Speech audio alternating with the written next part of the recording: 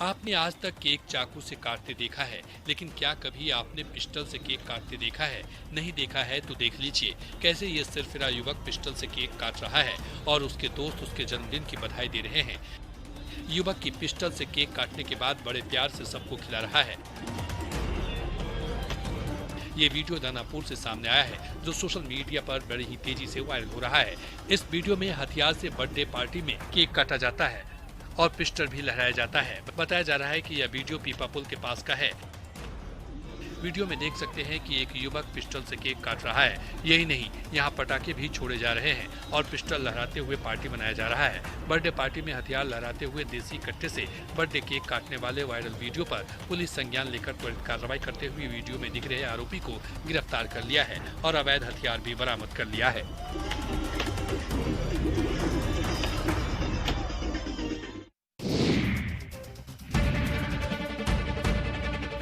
सिवान में शराब कारोबारियों के खिलाफ पुलिस का अभियान तेज हो गया है। डॉग स्क्वाड की टीम मैरवा थाना क्षेत्र के इंग्लिश गांव में छापेमारी की है। घंटों चली छापेमारी में दर्जनों घरों की तलाशी ली गई। इस दौरान शराब तस्कर मौके से फरार हो गए। छापेमारी के दौरान पुलिस ने कई घरों और आसपास की खाली जगहों की जांच की। टीम को शराब तो नहीं मिली, लेकिन महुआ शराब के कई गैलन मिले, जिसे नष्ट कर दिया गया। डॉग स्क्वाड की टीम छापेमारी से शराब माफियाओं में हड़कंप मच गया है। हर थाना अपने स्तर से अभियान चला रहा है और इसके साथ साथ हम लोग जागरूकता का भी प्रयास कर रहे हैं कि लोगों को जागरूक किया जाए कि इस तरह का धंधा गैर कानूनी भी है और उनके लिए स्वास्थ्य के लिए भी हानिकारक है। सिवान एसपी शैलेश कुमार सिन्हा ने बताया कि शराब को लेकर लगातार छापेमारी की जा रही है, लोगों को जागरूक किया जा रहा है। वहीं खासकर बॉर्डर इलाका और दियारा क्षेत्र में छापेमारी का आदेश दिया गया है, ताकि अभियान चलाकर शराब कारोबारियों पर नकेल कसी जा सके।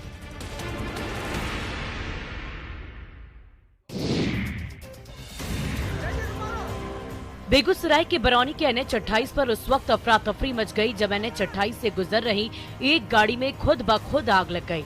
हालांकि ड्राइवर ने अपनी सूझबूझ दिखाते हुए सबकी जान बचा ली। दरअसल जब ड्राइवर को एहसास हुआ कि गाड़ी से धुआं उठ रहा है तो अपनी जान बचाने में वो कामयाब रहा और गाड़ी से बाहर निकल गया। देखते ही देखते आग ने पूरी तरह से गाड़ी को अपनी चपेट में ले लिया और बीच सड़क पर गाड़ी धो-धो कर जलने लगी, जिससे काफी देर तक यातायात बाधित भी रहा। बाद में वहां पर मौजूद लोगों ने अग्निशमन विभाग को घटना की जानकारी दी, जिसके बाद आनन फानन में दमकल कर्मी मौके पर पहुंचे और काफी कड़ी मशक्कत के बाद आग पर काबू पाया जा सका।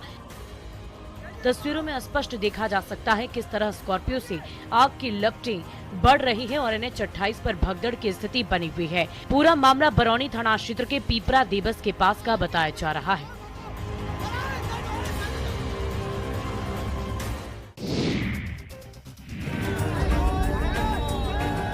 सरहुल उत्सव के एक दिन बाद 25 मार्च को रांची के लोअर करम टोली इलाके में असामाजिक तत्वों ने सरना का झंडा उखाड़कर फेंक दिया था, साथ ही उसे जलाया भी गया था। इसी के विरोध में आज रांची बंद का झारखंड पाहन महासंघ सहित विभिन्न आदिवासी संगठन और सरना समिति के सदस्यों ने आह्वान किया है। रांची की सड़कों पर बंद समर्थक उतर आए हैं और जगह जगह बंद करा रहे हैं। बिरसा चौक और बाईपास रोड पर बंद समर्थक दिख रहे हैं। दरअसल लालपुर थाना क्षेत्र स्थित हातमा मौजा के लोअर करमटोली में आदिवासी जमीन पर लगे सरना झंडा को सरहुल के दिन असामाजिक तत्वों ने उखाड़कर फेंक दिया था। राजेंद्र मुंडा ने आरोप लगाया कि आदिवासियों का अपमान करने के उद्देश्य से ऐसा किया गया। विभिन्न संगठनों ने दोषियों पर कार्रवाई की मांग को लेकर 8 अप्रैल को रांची बंद का आह्वान किया। वहीं झंडा को उखाड़ फेंकने के विरोध में थाने में 5 लोगों पर नामजद प्राथमिकी दर्ज कराई गई है।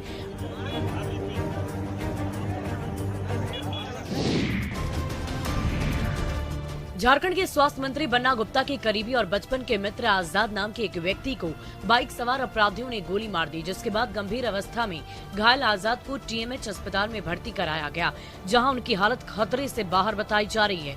बताया जा रहा है कि आजाद नगर के रहने वाले आजाद अपनी कार से घर जा रहे थे और जब वो कार से उतर रहे थे उसी दौरान घात लगाए बाइक सवार 2 अपराधियों ने उन पर ताबड़तोड़ गोलियां चला दी। चिकित्सकों को निर्देश दिया है कि बेहतर से बेहतर इलाज करें और जिन लोगों ने भी इस तरह का कुकृत्य किया है तो पुलिस जो है अपना काम करेगी। सूचना मिलते ही मौके पर पुलिस पहुंची और मामले की तफ्तीश कर रही है। वहीं दूसरी तरफ इस घटना के बाद स्थानीय लोगों में खास तौर पर आक्रोश देखने को मिला।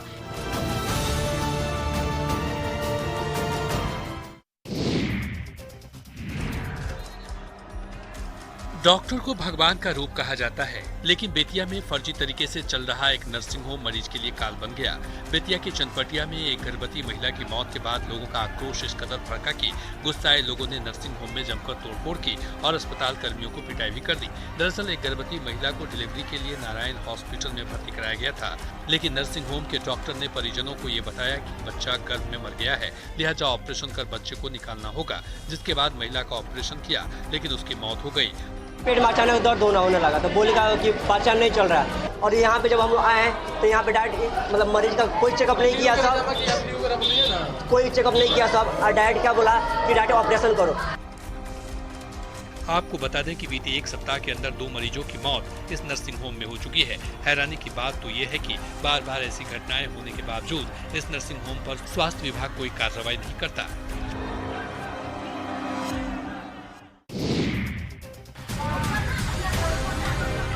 भागलपुर के नौगछिया में डॉक्टरों की लापरवाही से एक 7 साल की मासूम बच्ची की मौत हो गई। परिजनों ने डॉक्टर पर लापरवाही का आरोप लगाया है। दरअसल नौगछिया के जगतपुर निवासी मनीष सिंह की 7 महीने की बेटी को गले में गांठ थी। परिजन बच्ची को नौगछिया के एक निजी क्लिनिक लेकर गए, जहां डॉक्टर बच्ची को इंजेक्शन दिया। इसके बाद उसकी तबीयत बिगड़ गई। इसके बाद डॉक्टर ने उसे दूसरे अस्पताल ले जाने को कहा। दूसरे अस्पताल में बच्ची को मृत घोषित कर दिया गया और इसके बाद परिजनों ने क्लिनिक में जमकर हंगामा किया। परिजनों की मानी तो डॉक्टर ने जो इंजेक्शन दिया था उससे बच्ची की मौत हुई है। बेटी का दिखाने आए, 3 सुई दिया, दवाई पिलाया। आधा घंटा के बाद बच्चा के मुंह से खून निकलने लगा।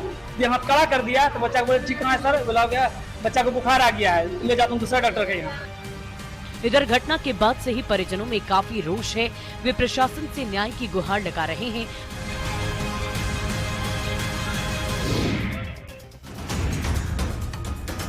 देवघर में साइबर अपराधियों के खिलाफ साइबर थाना पुलिस ने बड़ी कार्रवाई की है।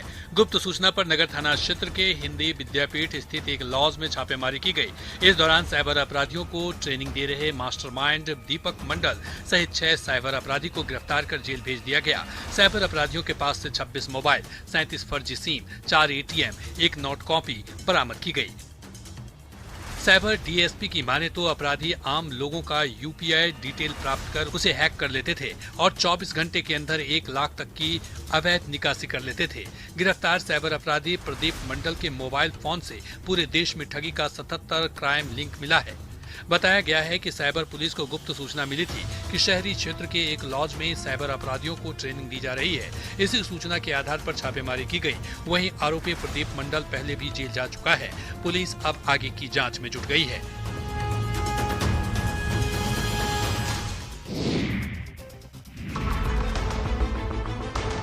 उत्तर प्रदेश के वाराणसी में बिहार सरकार में मंत्री और लालू प्रसाद यादव के बड़े बेटे तेज प्रताप यादव को होटल संचालक ने सामान सहित कमरे से बाहर निकाल दिया। होटल से निकालने के पहले तेज प्रताप यादव को कोई सूचना नहीं दी गई। होटल प्रशासन ने उनका पूरा सामान कमरे से निकालकर रिसेप्शन पर रख दिया था।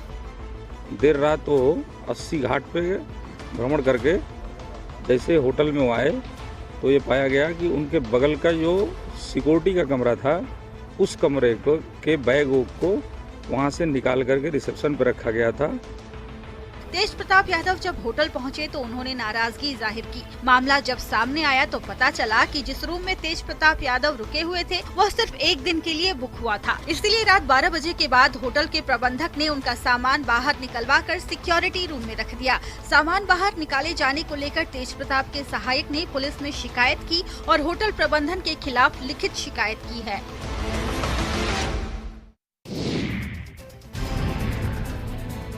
धनबाद की झरिया में भूमिगत आग को देखते हुए झरिया की सबसे पुरानी कॉलेज RSP कॉलेज यानी राजा शिव प्रसाद कॉलेज को बेलगड़िया में शिफ्ट कर दिया गया था, लेकिन कुछ साल में ही कॉलेज का भवन जर्जर हो गया है। कॉलेज बिल्डिंग के क्लासरूम, लाइब्रेरी सहित छात्र छात्राओं के टॉयलेट रूम तक जर्जर हो गए हैं। ऐसे में बड़े हादसे की आशंका जताई जा रही है। बिल्डिंग टूट के गिर रहे हैं, गर्ल्स वॉशरूम भी सही नहीं है मेंटेन। आप लाइब्रेरी का भी देख लीजिए कि लाइब्रेरी का स्थिति कैसा है। काउंटर से लाइब्रेरी में जाना पड़ता है, स्टूडेंट को बहुत प्रॉब्लम होता है यहाँ पे। बताया जा रहा है कि 2018 में आरएसपी कॉलेज झरिया को खाली करा दिया गया था। उस कॉलेज को बेलगड़िया शिफ्ट कर दिया गया। बेलगड़िया जंगल झाड़ के बीच बने भवन में प्रशासन ने आनन फानन में शिक्षण कार्य शुरू कर दिया, जिससे 3000 छात्राओं के जीवन भविष्य के साथ खिलवाड़ हो रहा है।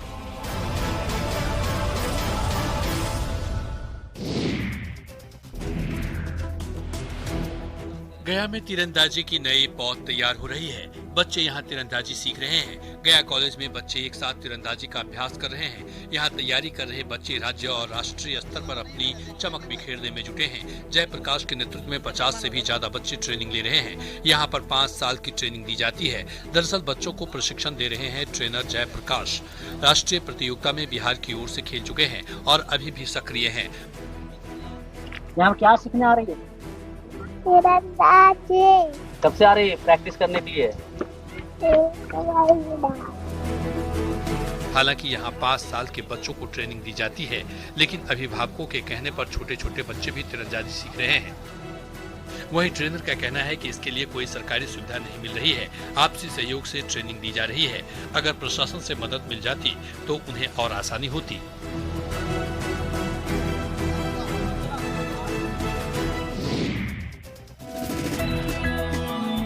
सिवान के एक किसान 1 डिसमिल जमीन पर नर्सरी से लाखों रुपए कमा रहे हैं। दरअसल गोरिया कोठी प्रखंड के रहने वाले सुरेश कुमार प्रसाद इजरायली तकनीक से नर्सरी उगाते हैं, जिससे उन्हें लाखों रुपए का मुनाफा होता है। इन्होंने 1 डिसमिल जमीन में पॉली हाउस तैयार किया है, जिसमें वे पौधे उगाते हैं। इस तकनीक में 1 महीने के अंदर एक बार में 20,000 नर्सरी तैयार होता है। वहीं इजरायली तकनीक से तैयार हुए पौधों को 5 रुपए की दर से बेचा जाता है। इस तकनीक से महज 3 महीने तक 60,000 सीड तैयार किए जाते हैं।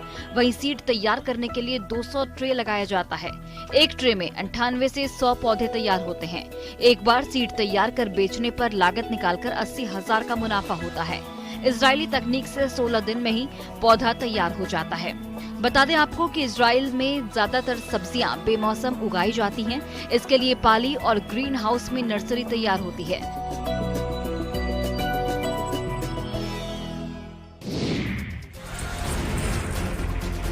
शेखपुरा में प्रवासी मजदूरों को स्वरोजगार प्रशिक्षण केंद्र से प्रशिक्षण देकर रोजगार उपलब्ध कराया जा रहा है, जिससे स्थानीय स्तर पर भी रोजगार उपलब्ध हो रहा है। केनरा बैंक द्वारा संचालित स्वरोजगार प्रशिक्षण केंद्र में 65 से ज्यादा ट्रेंडों में ट्रेनिंग की व्यवस्था की गई है, जिसमें प्रवासी मजदूरों के साथ साथ गरीब, बेसहारा, आर्थिक दृष्टिकोण से कमजोर लोगों का चयन कर स्वरोजगार प्रशिक्षण केंद्र में प्रशिक्षण दिया जा रहा है, जिससे ये लोग आत्मनिर्भर हो रहे हैं और अपनी आजीविका चला रहे हैं। बुधौली बाजार निवासी आकाश कुमार बताते हैं कि उन्होंने संचालित स्वरोजगार प्रशिक्षण केंद्र से मुफ्त में 1 महीने गेट ग्रिल बनाने का प्रशिक्षण लिया, जिसके बाद उन्होंने लोन लेकर खुद की दुकान खोल ली और अब वे दूसरे लोगों को रोजगार दे रहे हैं, जिससे वो काफी खुश हैं और अब वो आर्थिक रूप से संपन्न हो रहे हैं। दूसरी तरफ स्वरोजगार प्रशिक्षण केंद्र के अधिकारी ने कहा कि विभिन्न ट्रेंडों में प्रशिक्षण दिया जा रहा है।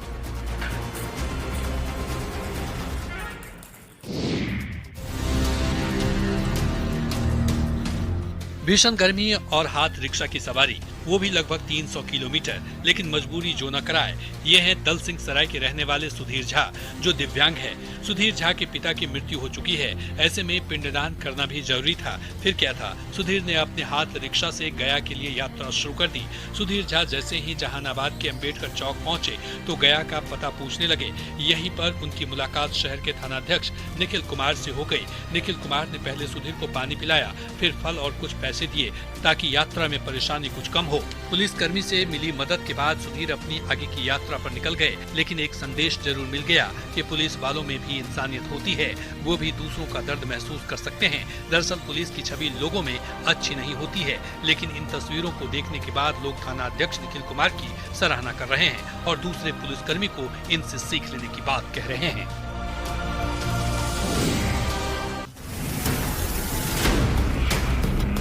वैशाली के भगवानपुर से बेखौफ अपराधियों की एक और करतूत सामने आई है, जहां कार सवार अपराधियों ने पेट्रोल पंप से 63,000 रुपए लूट लिए। पेट्रोल पंप पर नोचल मैन से अपराधियों ने मारपीट की और फिर कैश लूट कर फरार हो गए। अपराधियों ने पिस्टल की नोक पर नोचल मैन को अगवा करने की कोशिश की, लेकिन सहयोगी की वजह से उसकी जान बच गई। बदमाशों की करतूत सीसीटीवी में कैद हो गई। तस्वीरों में भी देखा जा सकता है कि एक सफेद कार पेट्रोल पंप पर आती है। जैसे ही नोजल मैन कार के पास पहुंचता है, दो अपराधी कार से उतरते हैं और नोजल मैन को दबोच लेते हैं। इतने में तीसरा अपराधी भी कार से निकलता है और दोनों नोजल मैन के साथ मारपीट करने लगते हैं और कार में बिठाने की कोशिश भी करते हैं, लेकिन कर्मी उनके चंगुल से छूटकर निकल जाता है, जिसके बाद वे पैसे लूटकर फरार हो जाते हैं। घटना के बाद पंप कर्मियों ने इसकी सूचना भगवानपुर पुलिस को दी। सूचना पर पहुंची पुलिस जांच में जुट गई है, लेकिन कर्मियों में दहशत का माहौल है। पंप के मैनेजर ने पुलिस से न्याय की गुहार लगाई है।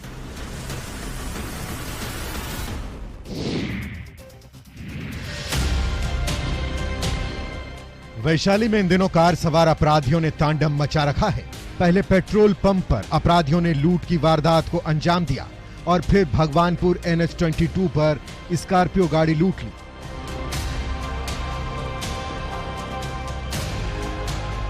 अपराधियों की यह करतूत वहां लगे CCTV कैमरे में कैद हो गई है, जिसमें देखा जा सकता है कि कैसे कार सवार अपराधी आते हैं और स्कॉर्पियो लेकर चले जाते हैं।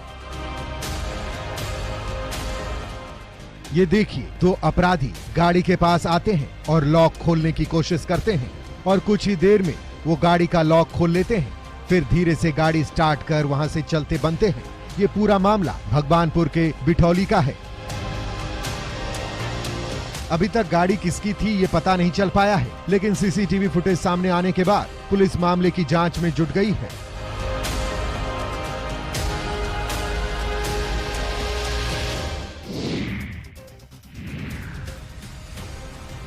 मुंगेर के तारापुर थाना क्षेत्र के गोगाचक में एक महिला ने अपने देवर और उसकी पत्नी पर मारपीट का आरोप लगाया है। मारपीट की तस्वीरें CCTV कैमरे में भी कैद हुई हैं। इन तस्वीरों में आप देख सकते हैं कि आरोपी राजीव कुमार सिंह देवरानी और प्रीति कुमारी पीड़ित महिला शबनम देवी पर लाठी डंडे से वार कर रहे हैं। महिला का आरोप है कि घटना के वक्त आरोपी राजीव कुमार सिंह शराब के नशे में था। उसने थाने में नामजद प्राथमिकी दर्ज कर आरोपी पर कार्रवाई की गुहार लगाई है। मारपीट किया है छोटा देवर ने। क्या नाम है? राजीव कुमार, उसका भी पत्नी भी था, दोनों मिल के हमको मारपीट किया है। क्यों मारा? क्योंकि वो नशे में रहता है। पीड़ित महिला ने आवेदन में लिखा है कि उसकी देवरानी और देवर आए दिन उससे मारपीट करते हैं, साथ ही उससे गाली गलौज भी करते हैं। आरोपी ने उनके घर में भी तोड़फोड़ की, साथ ही उसके घर के सारे सामान को भी तोड़ दिया, जिससे उन्हें काफी नुकसान पहुंचा है। पीड़ित ने पुलिस से न्याय की गुहार लगाई है।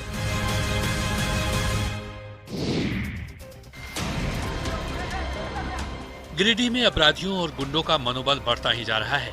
इनके दिलो दिमाग से पुलिस का खौफ निकलता जा रहा है। आलम यह है कि अब ये दिन दहाड़े बीच सड़क पर मारपीट करने से बाज नहीं आ रहे हैं। ताजा मामला गांव प्रखंड मुख्यालय से सामने आया है, जहां मुख्यालय से महज 100 मीटर की दूरी पर गुंडागर्दी का नजारा देखने को मिला। यहां प्रखंड मुख्यालय के बिरनी पंचायत से आए 3 युवक की किसी बात को लेकर नशे में धुत प्रखंड मुख्यालय के ही 8-10 युवक ने लाठी डंडे से जमकर पिटाई कर दी। यहां तक कि तीनों युवक बस में चढ़कर जान बचाकर भागना चाह रहे थे, लेकिन इन लोगों ने सभी को बस से खींचकर मारपीट की।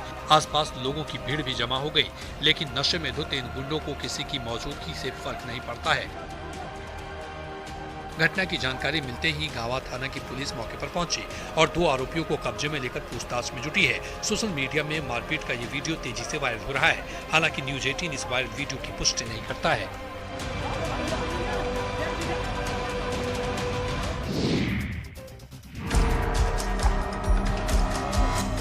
आरा में गुरुवार को एक फुस के घर में आग लग गई। अगलगी की घटना में 3 साल की मासूम बच्ची की जलकर मौत हो गई। अगलगी की घटना का लाइव वीडियो सामने आया है। तस्वीरों में देखा जा सकता है कि कैसे भीषण आग की लपटों के बीच पूरा घर धू धू कर जल रहा है। आग की लपटें लोगों को डरा रही हैं। आसपास के लोग आग को देखकर दहशत में नजर आ रहे हैं। घटना कोइलवर के मीनाचक की बताई जा रही है। इस घटना में घर में फंसी 3 साल की मासूम साक्षी की जिंदा जलकर मौत हो गई थी। वहीं उसकी मां भी बेटी को बचाने के दौरान बुरी तरह झुलस गई, जिसका इलाज आरा सदर अस्पताल में चल रहा है। बता दें कि गुरुवार को दोपहर मीनाचक गांव में हाई टेंशन तार से निकली चिंगारी से एक फुस का घर जलकर राख हो गया था। आग में घर का सारा सामान भी जलकर खाक हो गया। पीड़ितों ने प्रशासन से मुआवजे की मांग की है। इधर बच्ची की मौत के बाद उसकी मां की स्थिति भी गंभीर बताई जा रही है।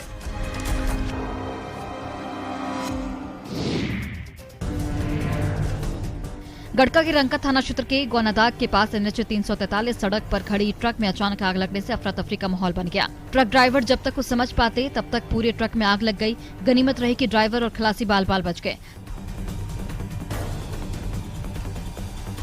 तस्वीरों में भी देखा जा सकता है कि बीच सड़क पर खड़ा ट्रक धू-धू कर जल रहा है और उससे काले धुएं का गुब्बार निकल रहा है। आसपास लोगों की भीड़ भी जमा है। ट्रक में आग लगने से काफी देर तक यातायात यहां बाधित रहा।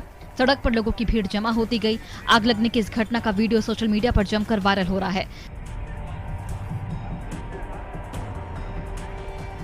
घटना के बाद मौके पर दमकल की गाड़ी पहुंची, तब जाकर आग पर काबू पाया जा सका। ट्रक पर मुर्गे का दाना लोड था जो छत्तीसगढ़ से गढ़वा की ओर आ रहा था। ट्रक चालक ट्रक को होटल में खड़ा कर खाने की तैयारी कर रहा था और इसी दौरान ट्रक में आग लग जाती है। इस दौरान अफरा तफरी का माहौल बन गया। हालांकि ट्रक में आग कैसे लगी इसकी जानकारी अभी तक नहीं मिल पाई है।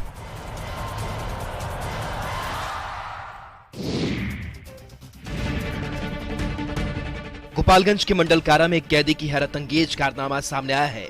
आर्म्स एक्ट में जेल में बंद कैदी ने इंजेक्शन वाली शीशी को निगलकर आत्महत्या करने की कोशिश की है। कैदी को जब पेट में भयंकर दर्द हुआ तो उसने इसकी सूचना जेल प्रशासन को दी, जिसके बाद उसे सदर अस्पताल में भर्ती कराया गया है। बताया जा रहा है कि कैदी 2 शीशी को निगल लिया है। दोनों शीशी पेट में जाकर फंसी है, जिसके कारण कैदी को खाने पीने में तकलीफ हो रही है। पीड़ित कैदी का नाम दीपक चौहान है, जो बरौली थाना क्षेत्र के पिपरहिया गांव के रहने वाले ओम प्रकाश चौहान का बेटा बताया जा रहा है। दवा का शीशी खा हाँ, दवा का शीशी खा गए हैं। कितना खाए? 1 खाए हैं। कैसे खा लिए जेल में? वो ऐसे ही फेंका हुआ था तो मिला तो खा लिया। कैदी का आरोप है कि पुलिस ने उसे झूठे मुकदमे में जेल भेजा है, इसलिए वो आत्महत्या करने के लिए दवा समेत शीशी को निगल गया। कैदी को बेहतर इलाज के लिए PMCH के लिए रेफर किया गया। जानकारी के मुताबिक आर्म्स एक्ट के मामले में दिसंबर 2022 में बरौली थाने की पुलिस ने गिरफ्तार कर जेल भेजा था।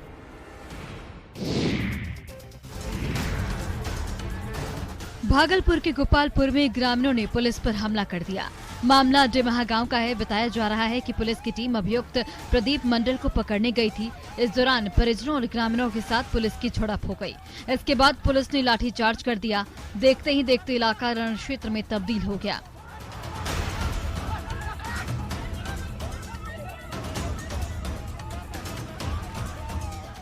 जब महिलाओं और स्थानीय लोगों ने पुलिसकर्मियों को दौड़ा कर पीटना शुरू किया तो पुलिसकर्मी रोते बिलखते नजर आए। इस दौरान कई पुलिसकर्मी जख्मी हो गए। छापेमारी में गोपालपुर थाना पुलिस के अलावा इस्माइलपुर थाना, नवगछिया थाना, परबत्ता थाना की पुलिस और ब्रजा टीम मौजूद थी। इधर अभियुक्त प्रदीप मंडल की पत्नी नूतन देवी की माने तो पुलिस बिना किसी सर्च वारंट के ही घर में छापेमारी करने पहुंची, जिसके बाद पुलिस ने महिलाओं और बच्चों के साथ मारपीट शुरू कर दी, जिसका विरोध महिलाओं ने किया।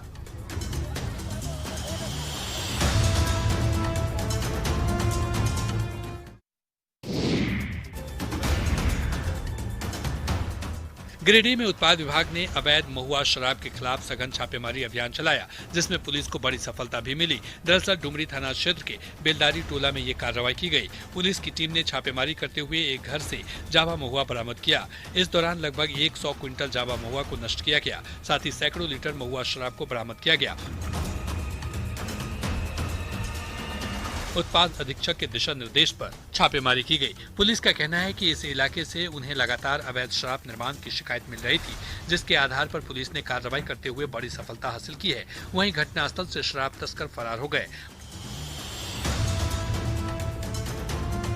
महुआ शराब के अवैध कारोबार में शामिल आरोपियों के खिलाफ विभागीय अधिकारी कार्रवाई में जुट गए हैं। इधर पुलिस का कार्रवाई से अवैध शराब तस्करों में हड़कंप मच गया है। मामले में पुलिस का कहना है कि अवैध महुआ शराब पर कार्रवाई लगातार जारी रहेगी।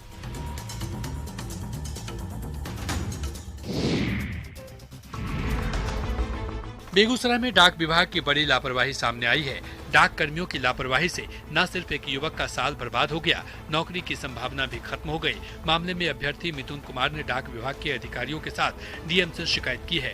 वहीं डीएम ने मामले को गंभीरता से लेते हुए विभाग से स्पष्टीकरण पूछा है। अभ्यर्थी का कहना है कि 19 मार्च को उन्हें यूको बैंक की परीक्षा में शामिल होना था, जिसके लिए 1 मार्च को ही एडमिट कार्ड जारी कर दिया गया, लेकिन डाक विभाग की लापरवाही की वजह से एडमिट कार्ड 5 अप्रैल को मिला। डाक जो नज़दीकी डाक विभाग है वहाँ पे 2 तारीख को डिलीवर्ड हो गया, लेकिन सर वो मुझे वहाँ के जो डाक संचालक हैं उन्होंने मुझे दिया नहीं सही समय पे, जिसके कारण मेरा एग्जाम समय पे नहीं हो पाया। इस मामले में दिलचस्प बात यह है कि एडमिट कार्ड के पोस्ट ऑफिस पहुंचने की तारीख 2 मार्च ही दिखाई जा रही है। शिकायत करने के बाद डाक कर्मियों ने उल्टे FIR दर्ज करने की धमकी दी। वहीं इस मामले में बेगूसराय के जिलाधिकारी ने इसे गंभीर मामला मानते हुए लापरवाह कर्मियों से स्पष्टीकरण मांगने का आदेश दिया है।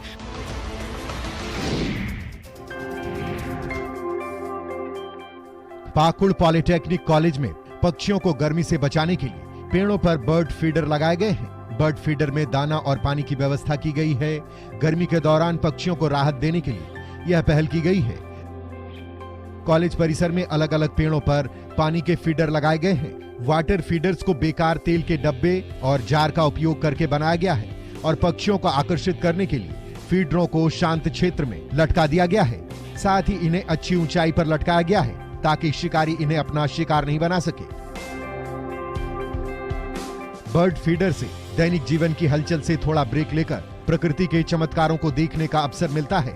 एक बर्ड फीडर को बाहर रखने पर इससे कई तरह के पक्षियों की जान बच जाती है और मासूम बेजुबानों को गर्मियों से राहत भी मिलती है। वहीं इस पहल से पॉलिटेक्निक कॉलेज पक्षियों के कलरव से गूंज उठा है।